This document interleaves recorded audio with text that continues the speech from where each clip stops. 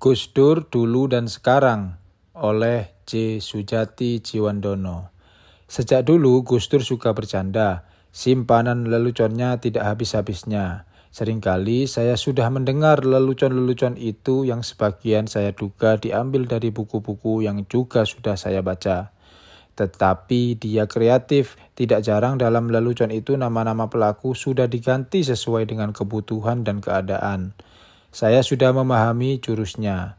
Sejak dulu dia juga santai sikapnya. Kalau diceritai sesuatu yang serius, jawaban yang khas dalam bahasa Jawa yang agak bergaya Jawa Timuran adalah Jarnoai Rakbar Mas, biarkan saja kan sudah Mas. Ini jurus Gus Dur yang lain. Setelah menjadi presiden, dia sekarang terkenal dengan ungkapannya kok repot-repot. Tetapi saya kira keliru menilai sikap santai dan penuh humor itu membuktikan Gus Dur tidak acuh terhadap masalah-masalah yang serius dan mendasar. Dibandingkan dengan banyak pemimpin dalam masyarakat, Gus Dur adalah orang yang memiliki keberanian moral untuk menyatakan yang benar dan adil dengan mengambil resiko, menghadapi kritik, dan mempertaruhkan popularitasnya. Dia tidak pernah segan-segan di depan umum membela hak-hak kaum minoritas dalam pengertian ras, suku, ataupun agama yang mengalami berbagai bentuk diskriminasi dan ketidakadilan. Gus Dur adalah seorang humanis yang konsisten. Dia menghayati nilai kemanusiaan. Meskipun demikian, langkah-langkah dan tingkah lakunya tidak selalu gampang kita mengerti. Mungkin karena kurang dekatnya kita mengenalnya secara pribadi dan kurangnya informasi tentang berbagai faktor yang berkaitan. Dulu banyak orang tidak rela mendengar Gus Dur yang dekat dengan Mbak Mega kok memberi kesan juga dekat dengan Mbak Tutut, anak Pak Harto yang memusuhi Megawati sebagai pemimpin PDI dan mendukung PDI kubu Suryati. Waktu itu timbul berbagai isu termasuk mungkin Mbak Tutut memberi bantuan finansial kepada NU. Hal yang serupa terjadi ketika Gus Dur juga kelihatan dekat-dekat dengan Presiden Habibie. Buntutnya kini masih berlanjut. Gus Dur selaku presiden pernah mengunjungi mantan Presiden Soeharto, mengunjungi Jenderal Wiranto, masih menghadirkan mantan Menteri Koperasi Subiakto, dan sebelumnya juga mencoba menghadirkan mantan Menteri Keuangan Fuad Bawazir dalam jajaran penasehatnya.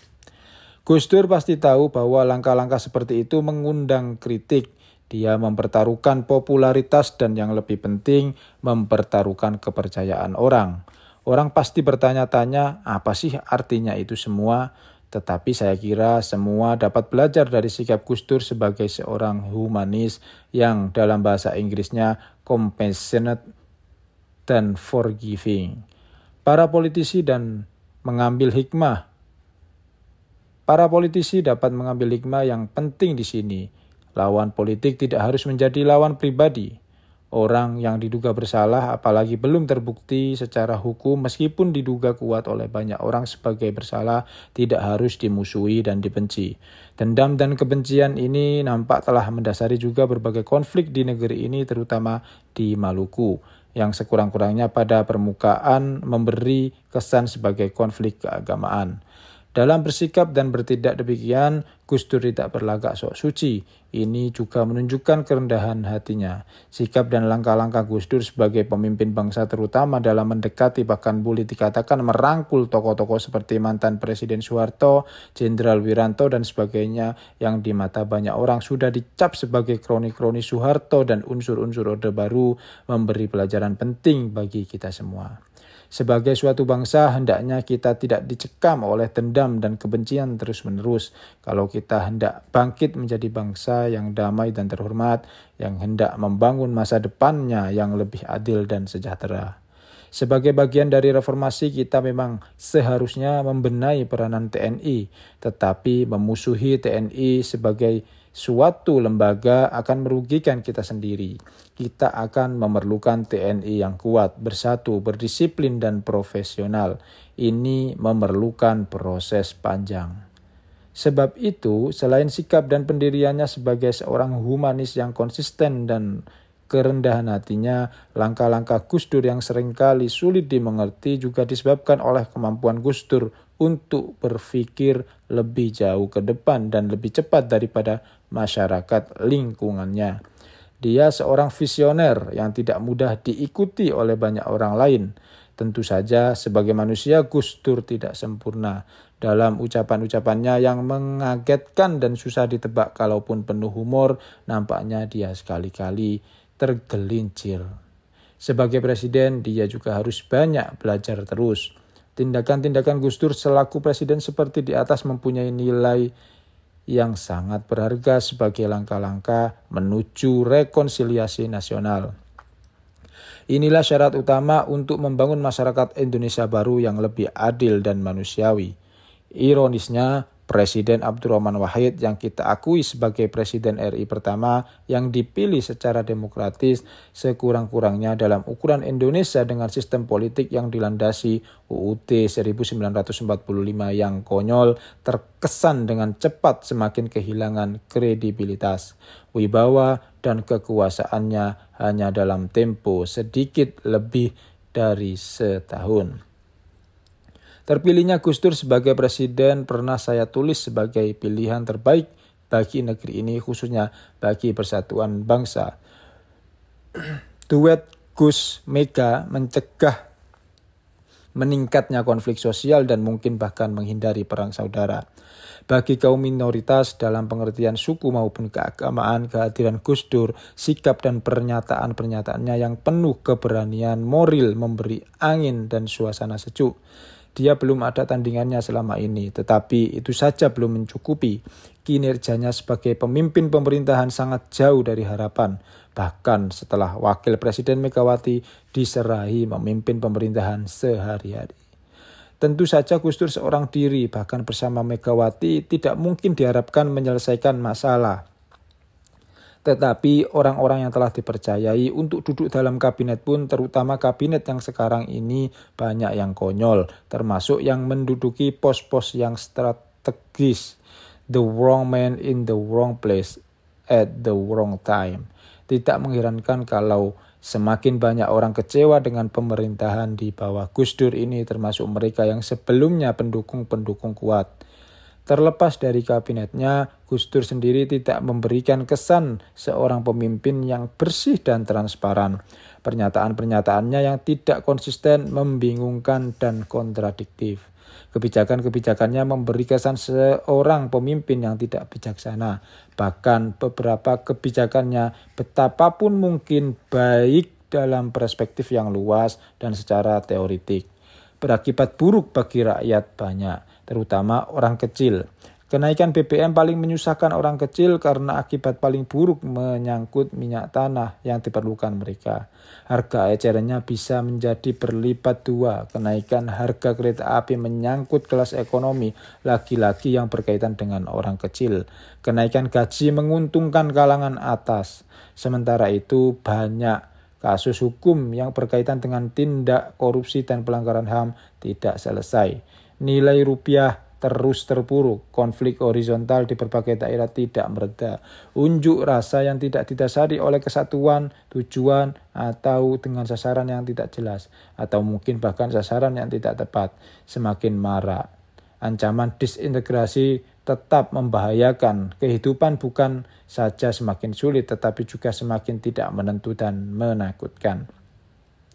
Belum lagi kelemahan pribadi Gus Dur, kebutaannya tidak kelihatan menjadi hambatan besar pada awalnya. Kini hal itu dapat dipersoalkan. Bagaimana dia bisa belajar, bagaimana dia bisa menilai kinerja para pembantunya, bahkan menilai sikap dan tingkah lakunya. Dalam hal itu dia akan sangat tergantung pada orang lain, siapa dan orang macam apa yang didengarkan bisikannya.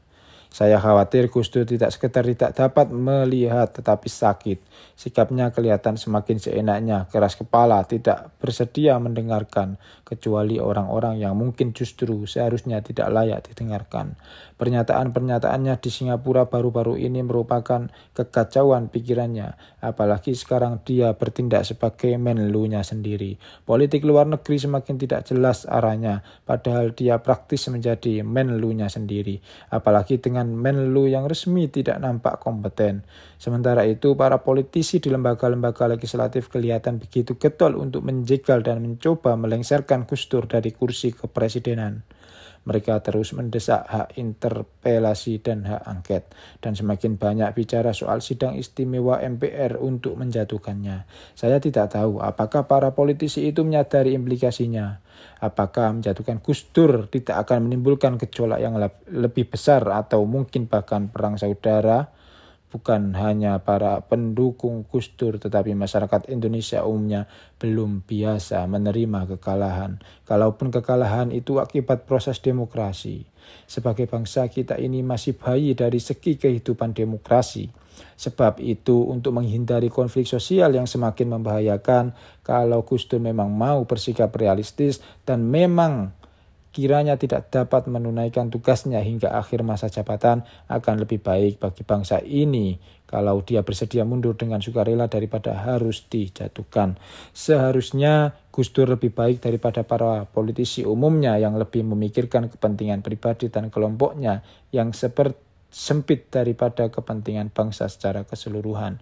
Tetapi mengharapkan Gus Dur secara sukarela kelihatannya juga tidak realistis. Lagi pula kita belum keluar dari dilema. Siapa dapat menggantikannya? Inilah tragedi bangsa kita saat ini.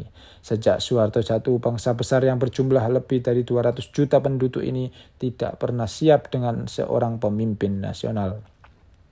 Sebab itu Gus Dur perlu dengan serius memperbaiki sikap dan kinerjanya dalam bulan-bulan mendatang sebelum sidang tahunan MPR tahun depan. Lawatannya ke luar negeri perlu dikurangi karena nampak semakin tidak relevan dan sebab itu menjadi terlalu mahal. Citra dan kredibilitas apalagi peranan dan pengaruh suatu negara di arena internasional akan sangat ditentukan oleh perkembangan di dalam negerinya sendiri, yaitu sejauh mana negara itu berhasil menata rumah tangganya sendiri. Ini menyangkut kehidupan demokrasi, penghormatan pada HAM, stabilitas nasional dan keamanannya, kepastian hukum, kesejahteraan ekonomi rakyatnya, dan sebagainya. Dengan kata lain, perhatian perlu difokuskan pada pengembangan good governance. Hal itu akan meningkatkan kredibilitas di masyarakat internasional dan merupakan faktor sangat menentukan dalam usaha pemulihan ekonomi. Jika Gus Dur dapat bertahan hingga akhir masa jabatannya, sementara itu kita dapat berharap akan semakin memiliki generasi politisi dan pemimpin politik yang semakin andal. Reformasi masih akan memakan waktu panjang dan segala kekurangan dan kelemahan bangsa ini selama pemerintahan Gus Dur memang merupakan harga mahal yang harus kita bayar untuk reformasi dan demokratisasi.